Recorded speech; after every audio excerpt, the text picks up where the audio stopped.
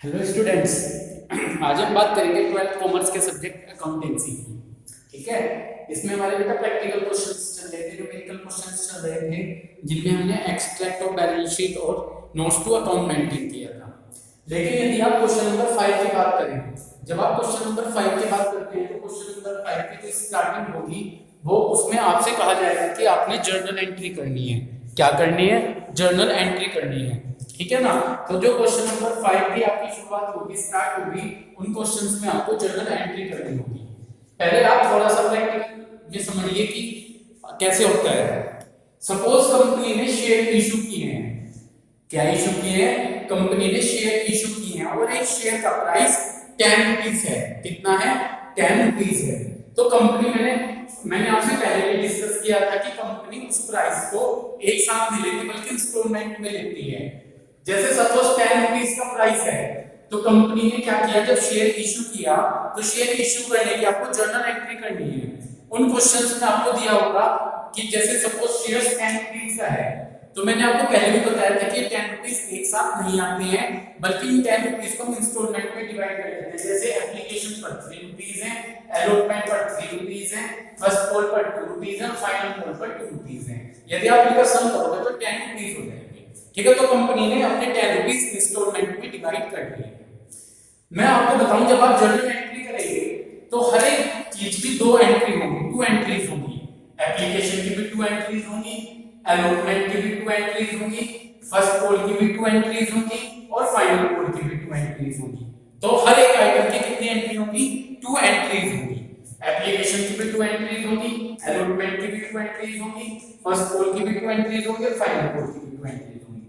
लेकिन यदि मैं बात करूं एप्लीकेशन की, वे 2 एंट्रीज एक तो रिसीव की बनती है और एक ड्यू की एंट्री बनती है। एक तो पे अमाउंट रिसीव की एंट्री बनेगी और एक अमाउंट ड्यू की एंट्री बनेगी। तो कितनी एंट्री बनेगी? 2 एंट्री बनेगी हर एक चीज की, एप्लीकेशन की, अलॉटमेंट की, फर्स्ट कॉल की और फाइनल कॉल की 2 एंट्रीज बनेगी। इतनी बात समझ में आ गई? एक रिसीव की एंट्री होती है और एक ड्यू की एंट्री होती है। इतनी बात क्लियर हो गई? एप्लीकेशन के केस में हमेशा फर्स्ट रिसीव की एंट्री बनेगी, क्योंकि सपोज मैं एक शेयर होल्डर हूं, मैंने कंपनी से 100 शेयर मांगे हैं। कितने शेयर मांगे हैं? 100 शेयर मांगे हैं। तो जब मैं कंपनी में 100 शेयर के लिए अप्लाई करता हूं तो जब एप्लीकेशन मिलती है कंपनी को एप्लीकेशन मिलेगी, मैं अप्लाई करूंगा एप्लीकेशन में।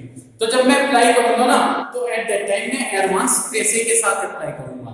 तो एप्लीकेशन में हमेशा इसलिए पहले रिसीव की एंट्री बनती है और फिर ड्यू की एंट्री बनेगी।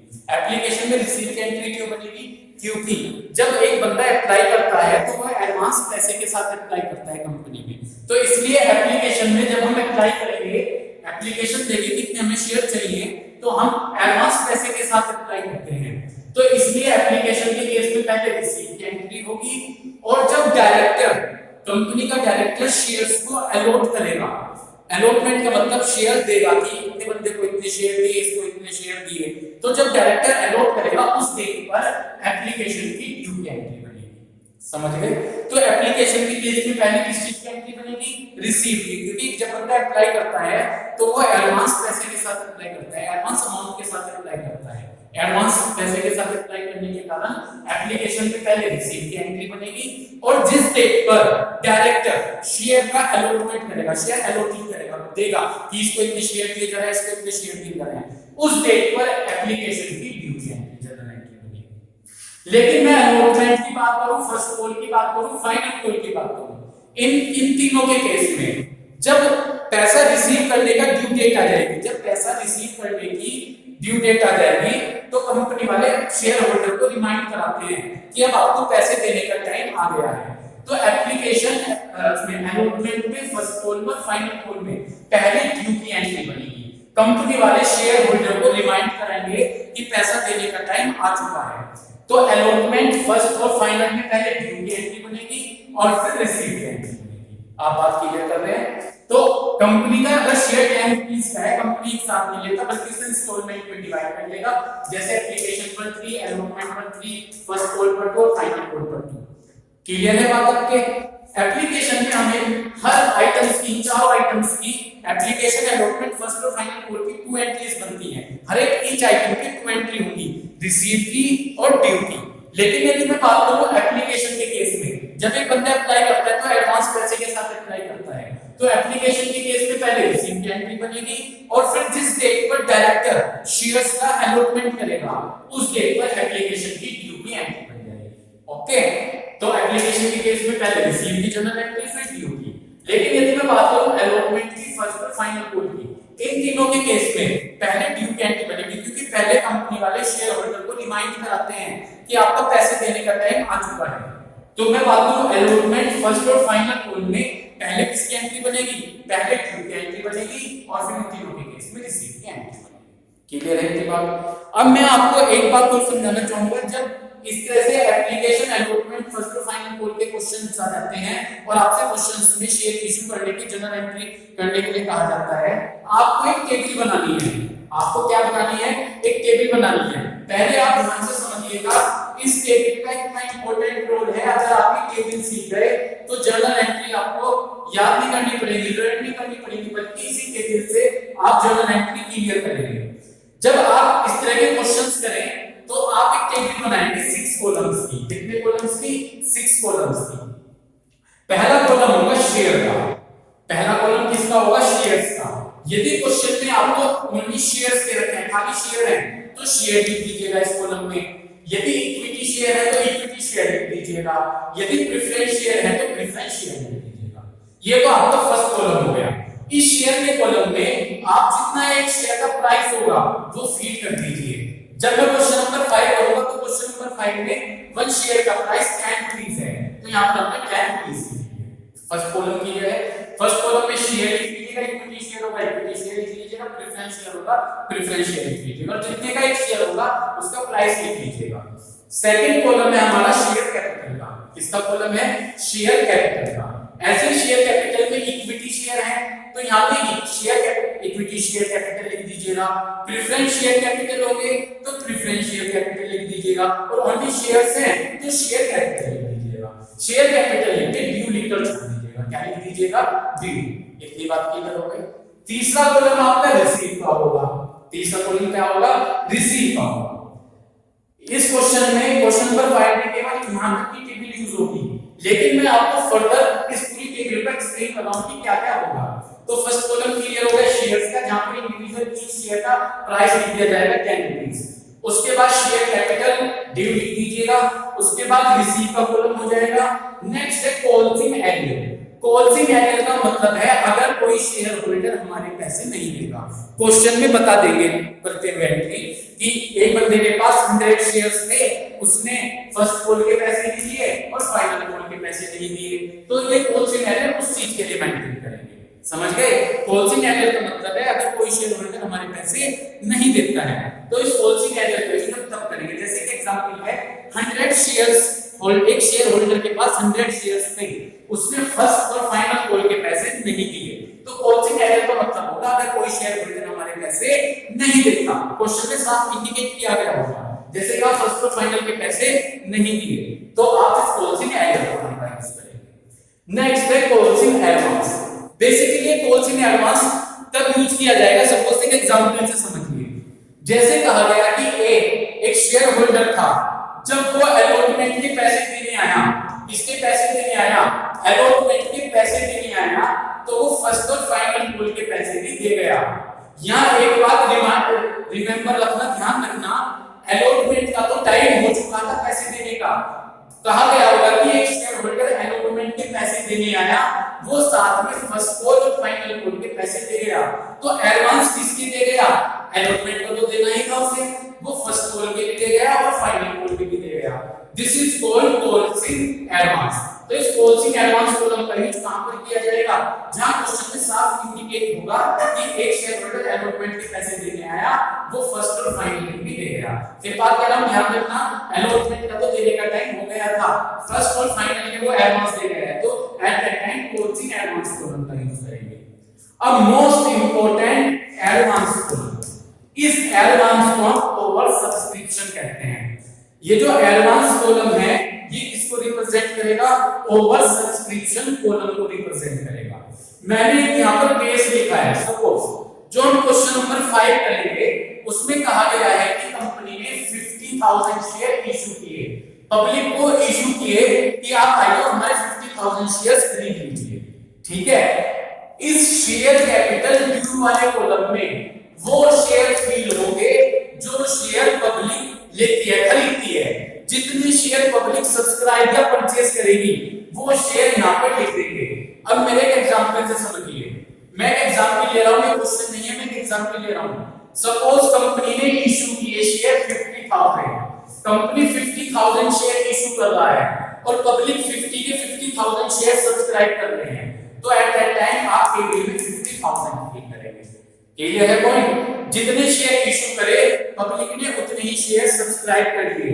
जैसे 50,000 इशू करे थे तो 50,000 शेयर से पब्लिक ने ले लिए, तो 50,000 शेयर लिखेंगे यहाँ पर। अब होता है अंडर सब्सक्रिप्शन।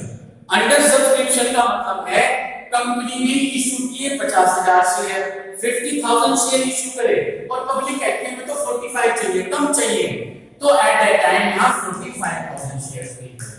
मैं बार बार रिपीट कर रहा हूँ, यहाँ वो शेयर आएंगे जिन शेयर्स के लिए पब्लिक क्या करती है, पब्लिक जिन शेयर्स को सब्सक्राइब करती है, जितने शेयर सब्सक्राइब करती है वो शेयर यहाँ पर आएंगे। पहला केस था कि 50,000 इशू करे, 50 के 50,000 पब्लिक ने ले लिए, तो हम यहाँ पर 50,000 फिल करेंगे। दूसरे केस में अंडर सब्सक्रिप्शन है, यानी इशू करे 50,000 शेयर, पब्लिक कह रही है तो 45 चाहिए, कम चाहिए, तो यहाँ पर 45 फिल करेंगे। क्लियर? ओवर सब्सक्रिप्शन का मतलब ज्यादा, इश्यू तो करे 50,000 शेयर, पब्लिक कहती है हमें तो 60 चाहिए। ओवर सब्सक्रिप्शन का केस वहां पर क्रिएट होगा जब कंपनी की इमेज बहुत अच्छी होती है मार्केट में, कंपनी की इमेज अच्छी है तो जितने शेयर कंपनी ने इशू किए पब्लिक उससे ज्यादा के लिए कहती है। अब इशू तो करे 50,000 शेयर्स, पब्लिक कहती है हमें तो 60,000 चाहिए, कंपनी केवल 50,000 शेयर्स तक ले सकती है, तो एट दैट टाइम यहां पर भरेंगे 50,000 शेयर्स और जो एडवांस है ओवर सब्सक्रिप्शन का कॉलम यहां पर प्लस 10,000 कर देंगे। 50 और 10 हो गए 60। ठीक है? इसका यूज जब आएगा जब करेंगे, मैंने आपको समझा दिया, एक बार और रिपीट करता हूं। कंपनी ने इशू किए 50,000 शेयर, 50 के 50 पब्लिक कह रही है कि खरीद लिए, तो यहां पर 50 भरेंगे। यहां पर वो आते हैं शेयर जितने शेयर्स के लिए पब्लिक सब्सक्राइब करती है। अब ओवर अंडर सब्सक्रिप्शन का मतलब कंपनी ने 50,000 शेयर इशू किए, पब्लिक कहते हैं तो 45 चाहिए, यानी अंडर सब्सक्रिप्शन है कम, तो पब्लिक कितने सब्सक्राइब कर लिया 45 नाम कर देंगे। लेकिन ओवर सब्सक्रिप्शन के केस में कंपनी ने इशू किए शेयर 50,000, पब्लिक कहते हैं तो 60 चाहिए, तो यहां तो भरेंगे 50,000 क्योंकि कंपनी 50 से ज्यादा नहीं दे सकती। जितने एक्स्ट्रा हैं 60 में से 50,000 माइनस कर दे प्लस 10 यहां पर। तो ये मैंने आपको हर एक कॉलम एक्सप्लेन कर दिया है। अब मैं क्वेश्चन नंबर 5 लेता हूं और उसके जनरल एंट्री आपको समझाता हूं किस तरह से करनी है। ठीक है ना? चलिए क्वेश्चन नंबर 5 में रीड करता हूं। क्वेश्चन नंबर 5 में ये कहा गया है issue of shares at par. Issue of shares at par मैंने आपको पहले भी बताया था, प्रीवियस वीडियो में समझा चुका हूं।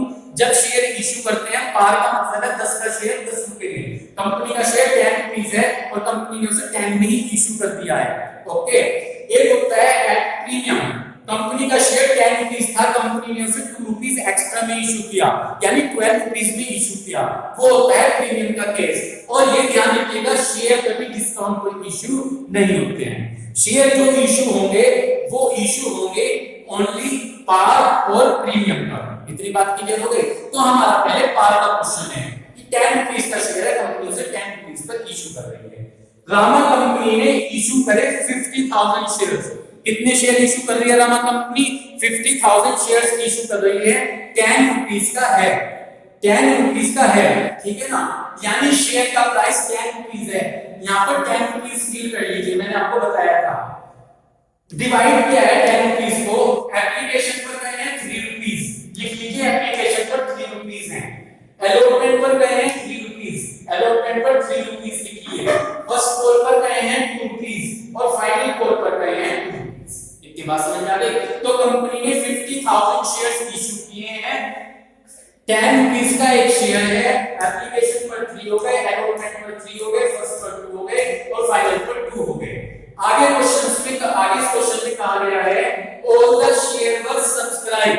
कंपनी ने 50,000 शेयर इशू करे थे, 50 के 50,000 पब्लिक ने सब्सक्राइब कर लिए, तो यहां पर हमने पूरे 50,000 फिल कर लिए। ठीक, उसके बाद क्वेश्चन में कहा गया और 50,000 50,000 शेयर सब्सक्राइब करे और सारे शेयर कंपनी ने अलॉट, यानी कंपनी ने 50,000 शेयर्स इशू करे थे, पब्लिक ने 50,000 शेयर्स के लिए कहा है और कंपनी ने 50 के 50,000 शेयर्स दे दिए हैं, तो 50,000 शेयर्स यहां पर फ्री करेंगे। ठीक है ना, इतनी बात आपकी क्लियर हो गई? ठीक है, तो एक बात आप ऐसे भी ले सकते हैं, जितने शेयर कंपनी अलॉट करेगी वो यहां पे लिखेंगे, जितने शेयर कंपनी अलॉट करेगी। जैसे 50,000 थे, 50,000 के लिए पब्लिक ने सब्सक्राइब किया तो पूरे 50 और कंपनी ने 50 अलॉट कर दिए। 50,000 शेयर्स इशू करे अंडर सब्सक्रिप्शन में 45 के लिए पब्लिक ने अप्लाई किया और कंपनी ने फिर 45 के 45 अलॉट कर दिए, तो 45 आ जाते हैं। इसके केस में कंपनी के 50,000 का होल सब्सक्रिप्शन में 60 थे, तो यहां पर और कंपनी ने 50,000 से ज्यादा दे नहीं दे सकती, तो एट दैट टाइम 50,000 प्लस 10,000। ठीक, अब इस क्वेश्चन में हम बात करते हैं, कहा कि 50,000 शेयर्स इशू किए थे, 50 के 50,000 शेयर्स पब्लिक ने के लिए सब्सक्राइब किया, सारे शेयर अलॉट हो गए, तो यहां पर 50,000 पे कर देंगे। आपको जर्नल एंट्री करनी है, ठीक है ना, ये मानकर कि सभी अमाउंट आपको ड्यूली रिसीव हो गई है। क्या मानकर कि सभी अमाउंट आपको क्या हो गई है? ड्यूली रिसीव हो गई है, यानी सारा पैसा आपको रिसीव हो गया है। ठीक है, और क्वेश्चन में एक चीज और कही गई है इसके बाद, जब शेयर इशू किए गए थे, इशू करते हुए 10,000 रुपीस के एक्सपेंसिव। ठीक है, तो यानी कंपनी ने जब शेयर इशू के सारे अमाउंट आपको रिसीव हो गए, कोई पॉलिसी एरियर नहीं है, सारा पैसा मिल गया। ठीक है, और शेयर इशू करते हुए खर्चा था 10,000 रुपीस। अब देखते हैं कैसे डील करें। ना तो हमारे पास पॉलिसी एरियर है कि सारा पैसा मिल गया है, कोई हमें एडवांस नहीं मिला और ओवर सब्सक्रिप्शन नहीं है, क्योंकि कंपनी ने 50,000 शेयर्स इशू किए थे और 50 के 50,000 शेयर पब्लिक ने सब्सक्राइब किए और 50 के 50,000 शेयर कंपनी ने अलॉट कर दिए, तो यहां पर 50,000 शेयर। ठीक है, हमारे पास इस क्वेश्चन में केवल 3 कॉलम है, ये मैंने आपको इसलिए समझा दिया ताकि आगे दिक्कत ना हो। ठीक है, तो सबसे पहले shares can application fee allotment fee first call to final call to 50,000 shares हैं, 50,000 की 3 में मल्टीप्लाई कर दीजिए, 1,50,000 आ गए। फिर 50,000 की अलॉटमेंट 3 में मल्टीप्लाई कर लीजिए, 1,50,000 आ गए। फिर 50,000 की 2 में मल्टीप्लाई कर लीजिए, 1,00,000 रुपीस आ गए। फिर 50,000 की 2 में मल्टीप्लाई कीजिए, 1,00,000 रुपीस आ गए। ओके, ठीक है, ये रिसीव का कॉलम है, क्योंकि फर्दर आगे 3 कॉलम नहीं है, तो जो आपके अमाउंट होगी एज इट इज यहां पर फिल कर दे, 150 150 1,00,000। सपोज अगर ये क्वेश्चन आगे होता तो फिर अमाउंट एडजस्ट करके तब रिसीव में भरते, रिसीव की अमाउंट सबसे लास्ट में भरी जाएगी। यहां पर ये 3 कॉलम नहीं है, अगर ये 3 कॉलम में अमाउंट होती तो फिर एडजस्ट होकर रिसीव में लिखा जाता। अब यहां 3 कॉलम नहीं है, तो as it is amount fill कर दो। तो आपने 50,000 की 3 में मल्टीप्लाई करी, 50,000 की 3 में 2 में, 50,000 की 2 में, और यहां पर आगे 3 कॉलम नहीं है, एज इट इज रिसीव में फिल कर। ठीक, ये हमारी केस है। अब इससे आप जनरल एंट्री एक बार सीख लीजिए, आपको कभी फिर दिक्कत नहीं आएगी, एक बार आपने सीख ली है। हमने जनरल एंट्री के लिए कॉलम बना लिया, date, particular, note number, amount, limit, amount, rate. सबसे पहले मुझे एप्लीकेशन की एंट्री बनानी है। मैंने आपको बताया था कि एप्लीकेशन में पहले किसकी एंट्री बनेगी, क्योंकि पब्लिक एडवांस के साथ अप्लाई करते हैं रिसीव। मैं एक आपको छोटा सा तरीका बताऊंगा, बिल्कुल सिंपल एंट्री करने का। जब आप कोई भी रिसीव की एंट्री करें, रिसीव में कंपनी को पैसा मिलता है, क्या मिलता है? पैसा, वो बैंक के अकाउंट में जमा हो जाता है। तो जब भी आप इन चारों की रिसीव की एंट्री करें, तो जो चीज आ रही है debit was coming, real account का कंसेप्ट है, जो भी चीज आती है उसे डेबिट कर दीजिए, जो भी असेट्स आती है उसे क्या कर दीजिए? Debit, debit was coming. तो जब एप्लीकेशन अलॉटमेंट फर्स्ट और फाइनल कॉल की रिसीव की एंट्री करेंगे, हर रिसीव की एंट्री में पैसा आएगा, तो आपने सीधा बैंक अकाउंट को डेबिट कर देना है। समझ रहे हो? वो सीधा सा कंसेप्ट है। जब आप एप्लीकेशन अलॉटमेंट फर्स्ट और फाइनल कॉल की रिसीव की एंट्री करें, रिसीव की एंट्री में सीधा सा बैंक अकाउंट को क्या कर दे? डेबिट कर दे, क्योंकि पैसा आता है। ठीक है, जब आप किसी भी चीज की रिसीव की एंट्री करें, देखिए बहुत स्टेबल से कैसे आप एंट्री करेंगे। रिसीव की एंट्री में मैंने क्या कहा? बैंक को डेबिट। तो एंट्री जैसे मैं एप्लीकेशन की बनाऊंगा, एप्लीकेशन की पहले रिसीव की एंट्री बनती है, किसकी बनेगी? रिसीव की। हर चारों आइटम की दो एंट्री होगी, रिसीव की और ड्यू की।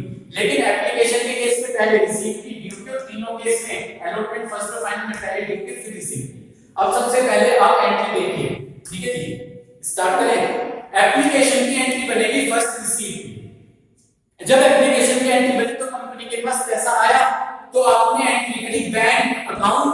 डेबिट टू, टू लिखने के बाद सीधा यहां पर आ जाएंगे शेयर एप्लीकेशन अकाउंट। तो बैंक की जब आप एंट्री करेंगे, बैंक को डेबिट करने के बाद यहां पर ये एज्यूम करें कि यहां पर 2 है, यहां पर क्या है 2 शेयर। अगर एप्लीकेशन का नंबर है एप्लीकेशन लिख दीजिए। यदि मैं अलॉटमेंट की रिसीव की एंट्री बना रहा हूं तो bank account debit 2 share allotment. यदि मैं फर्स्ट कॉल की रिसीव की एंट्री बना रहा हूं तो bank account debit 2 share first call. यदि मैं फाइनल कॉल की रिसीव की एंट्री बना रहा हूं तो bank account debit 2 share final. तो रिसीव की में सिंपल एंट्री है। जब आप इन चारों की रिसीव की एंट्री बनाएं तो आपके पास पैसा आएगा, तो बैंक अकाउंट डेबिट, बैंक तो होगा ही होगा रिसीव की एंट्री में डेबिट। बस सिंपल क्या करें, इस पहले कॉलम पर चले जाएं, यहां एज्यूम कर लें 2 शेयर एप्लीकेशन, अलॉटमेंट का नंबर है 2 शेयर अलॉटमेंट, फर्स्ट कॉल का नंबर है 2 शेयर फर्स्ट कॉल और फाइनल कॉल का नंबर है तो 2 शेयर फाइनल। ये तो आपकी रिसीव की एंट्री है। रिसीव की एंट्री क्लियर है। रिसीव इन चारों में रिसीव की एंट्री में किसको डेबिट करेंगे, बैंक को डेबिट करेंगे। और यहां पर 2 में 2 एज्यूम कर ले बैंक वाले में 2 share application, 2 share allotment, 2 share first call, 2 share final. ये तो रिसीव की है। ड्यू की एंट्री कैसे बनेगी, ड्यू की सिंपल है। जब आप इन चारों की ड्यू की एंट्री बनाएंगे, पहला कॉलम डेबिट कर दीजिएगा, सेकंड कॉलम क्रेडिट कर दीजिएगा।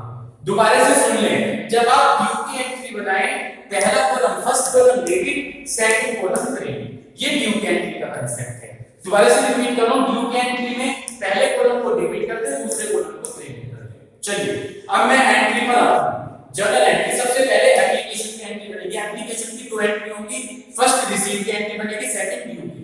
रिसीव एप्लीकेशन की रिसीव, जब एप्लीकेशन का पैसा रिसीव करके पैसा आएगा कंपनी के पास तो bank account debit 2 share application account. तो bank account debit 2 share application account 1,50,000। Clear, ये एप्लीकेशन की रिसीव की एंट्री हो गई। अब मैं एप्लीकेशन की ड्यू की एंट्री बनाऊंगा। जब मैं एप्लीकेशन की ड्यू की एंट्री बनाऊंगा, पहला कॉलम डेबिट, दूसरा कॉलम क्रेडिट।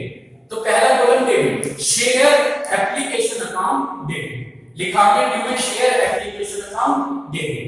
दूसरा column 2 share capital, 2 share capital. ठीक है, 1,50,000।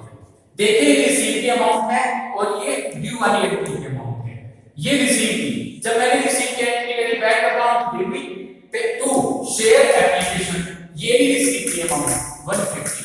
और जब मैंने ड्यू की एंट्री करी एप्लीकेशन की, पहला column debit share application account debit 2 share capital, हो गई एंट्री। ये भी ड्यू की अमाउंट 1,50,000। यहां तक उम्मीद है क्लियर करा होगा। ध्यान से सुनते रहिए, आपको एंट्री का बिल्कुल क्लियर हो जाएगा। अब मैं अलॉटमेंट पर आया, चाहे मैं अलॉटमेंट की बात करूं, फर्स्ट कॉल की बात करूं, फाइनल कॉल की बात करूं, इन तीनों केस में क्या होना है, इन तीनों केस में पहले ड्यू की एंट्री होगी और फिर रिसीव की एंट्री होगी। इन तीनों केस में पहले कंपनी शेयर होल्डर को रिमेंबर कराएगी कि आपका अलॉटमेंट का पैसे देने का टाइम हो गया, फर्स्ट कॉल का फाइनल, तो पहले ड्यू की एंट्री होगी। यदि मैं अलॉटमेंट की ड्यू की एंट्री पर आता हूं, ड्यू के केस में पहला कॉलम डेबिट, दूसरा कॉलम क्रेडिट, यानी शेयर, अब अलॉटमेंट पर आ रहे हैं, शेयर अलॉटमेंट अकाउंट डेबिट, ये लिखा है शेयर अलॉटमेंट अकाउंट डेबिट। दूसरा column 2 share capital, 2 share capital. ये ड्यू की अमाउंट है, ये ड्यू की अमाउंट है अलॉटमेंट की 1,50,000। क्लियर है। तो जब ड्यू की एंट्री बने, पहला कॉलम डेबिट, दूसरा कॉलम क्रेडिट। अलॉटमेंट पर आ रहे हैं, पहला column share allotment account debit, दूसरा कॉलम 2 शेयर कैपिटल। ठीक है, और ये क्लियर है। अब हम आए अलॉटमेंट की रिसीव की एंट्री में। अब हम किस पर आए, अलॉटमेंट की रिसीव की एंट्री में। जब हम अलॉटमेंट की रिसीव की एंट्री करेंगे, मैंने आपको रिसीव में बता दिया है, रिसीव में पैसा आता है तो बैंक अकाउंट डेबिट कर दीजिए, बैंक अकाउंट डेबिट। और पहले कॉलम पर चले जाइए, 2 शेयर अलॉटमेंट पर आ रहे हैं, 2 शेयर अलॉटमेंट, 2 शेयर। क्लियर है आपके बात। तो अलॉटमेंट की रिसीव की एंट्री बैंक अकाउंट डेबिट, यहां घुमा लीजिए, वैल्यू कर लीजिए 2 शेयर अलॉटमेंट। इतनी बात क्लियर हो गई। और ये रिसीव की एंट्री है, रिसीव में एंट्री अमाउंट 1,50,000। क्लियर है। फर्स्ट कॉल पर आए, फर्स्ट कॉल की पहले कोई ड्यू की एंट्री, फर्स्ट कॉल की ड्यू की एंट्री, पहला कॉलम डेबिट, दूसरा कॉलम क्रेडिट, यानी शेयर फर्स्ट कॉल पर आ रहे हैं तो share first call account debit, दूसरा column 2 share capital, 2 share capital. ये फर्स्ट कॉल की ड्यू की है, ड्यू में एरिया अमाउंट 1,50,000 पे कर दी। अब मैं फर्स्ट कॉल की रिसीव की एंट्री कर रहा हूं, तो रिसीव की एंट्री में बैंक पैसा आएगा, बैंक अकाउंट डेबिट टू, पहले कॉलम पर चले जाइए, टू शेयर फर्स्ट कॉल, इतनी बात समझ में आ गई, to share first call, amount ये रिसीव किए, ये रिसीव में 1 लाख रुपीस। ऐसे हम फाइनल कॉल में गए, फाइनल कॉल में पहले ड्यू की, ड्यू में पहला कॉलम डेबिट, दूसरा कॉलम क्रेडिट, पहला column share final call account debit, ये रही ड्यू की एंट्री, ठीक है, share final call account debit, दूसरा column credit, to share capital, ये रही ड्यू की अमाउंट 1 लाख रुपीस, ठीक है जी। अब हमने रिसीव की एंट्री की, रिसीव की एंट्री में हमारे पास क्या आएगा, पैसा आएगा, तो बैंक अकाउंट डेबिट टू, पहले कॉलम पर चले जाए, टू शेयर फाइनल कॉल बनता है, ये एंट्री बन गई फाइनल कॉल तक की। एक एंट्री और कही गई है कि शेयर इशू करते हुए एक्सपेंसिव है, शेयर इशू, जब कंपनी शेयर इशू करती है तो 10,000 रुपीस एक्सपेंस कर रही है, आपको पता है एक्सपेंस को हमेशा डेबिट करते हैं, अकॉर्डिंग टू 11th के नॉमिनल के रूल्स के according debit all expense and losses, तो share issue expenses account debit और बदले में पैसा गया है to bank account 10,000 rupees, clear है, ये आपकी सारी जर्नल एंट्री है। एक बार और मुझे ध्यान से सुनिएगा, एप्लीकेशन, अलॉटमेंट, फर्स्ट और फाइनल, इन चारों केस में दो एंट्री बनती है, एप्लीकेशन में पहले रिसीव की बनेगी, फिर ड्यू की बनेगी, और इन तीनों केस में पहले ड्यू की फिर रिसीव की। जब आप इन चारों की रिसीव की एंट्री बनाते हैं, रिसीव में कंपनी के पास पैसा आएगा, तो bank account debit, bank account, चारों के केस में जब चारों की रिसीव की एंट्री बनेगी तो बैंक को डेबिट करेंगे, यदि एप्लीकेशन हो तो बैंक अकाउंट डेबिट यहां प्रेजेंट कर लीजिए, to share application, to share allotment, to share first call, to share final, ये तो रिसीव में करना है। जब ड्यू की एंट्री करें, ड्यू में पहला कॉलम डेबिट करने, जैसे एप्लीकेशन की ड्यू की बनेगी, शेयर एप्लीकेशन अकाउंट डेबिट, और किसे क्रेडिट कर दे, टू शेयर कैपिटल अकाउंट। इस तरह से आपने जर्नल एंट्री करनी है। उम्मीद करता हूं आपके समझ में आई होगी। क्वेश्चन में एक्सट्रैक्ट ऑफ बैलेंस शीट में शेयर कैपिटल रिप्रेजेंट करने को कहा गया है, वो आप खुद कर लेंगे, मुझे उम्मीद है 4 क्वेश्चंस के बेस पे आप खुद से कर लेंगे। क्वेश्चन में एक आपसे ये भी कहा गया है कि आपको कैश अकाउंट बनाना है, कैश बैंक अकाउंट बनाना है, बैंक अकाउंट बनाने के लिए कहा गया है। 11th की तरह जैसे आपने लेजर बनाया था, लेजर बना लीजिएगा, ठीक है ना, लेजर बैंक अकाउंट लेजर की तरह बना लीजिएगा, कॉलम पहले एंट्री में बैंक को डेबिट किया है तो डेबिट साइड में टू शेयर एप्लीकेशन लिख दीजिएगा, ठीक है, देखते चले जाइए बैंक की एंट्री का, जैसे लेजर बनाते थे वैसे बनाते चले जाइएगा। बैंक अकाउंट में टू शेयर एप्लीकेशन, तो बैंक को डेबिट किया है तो डेबिट साइड में टू शेयर एप्लीकेशन लिख दीजिएगा, इसमें बैंक नहीं है, इसमें बैंक नहीं है, यहां पर बैंक आ गया है, बैंक को डेबिट किया है तो डेबिट साइड में टू शेयर अलॉटमेंट लिख दीजिएगा, इसमें बैंक नहीं है, यहां पर फिर बैंक को डेबिट किया है तो डेबिट साइड में टू शेयर फर्स्ट को लिख लीजिएगा, यहां पर फिर बैंक अकाउंट डेबिट है, ठीक है ना, तो यहां पर टू शेयर फाइनल को लिख लीजिएगा। इस केस में बैंक क्रेडिट है, बैंक क्या है तो क्रेडिट साइड में लिख देगा by share issue expenses 10,000 rupees, और करने के बाद बाय साइड में आपका बैलेंस बच जाएगा। बस ये आपने इस तरह से बैंक अकाउंट बनाना है और एक्सपेक्ट का बैलेंस शीट का में शेयर कैपिटल रिप्रेजेंट करनी है। उम्मीद करता हूं ये आपको पूरी वीडियो क्लियर हुई होगी। इस टेबल को आप ध्यान से मेरी सुनिएगा और इस टेबल पर फोकस कीजिएगा और देखिएगा कि जर्नल एंट्री किस तरह से की गई है। Thank you.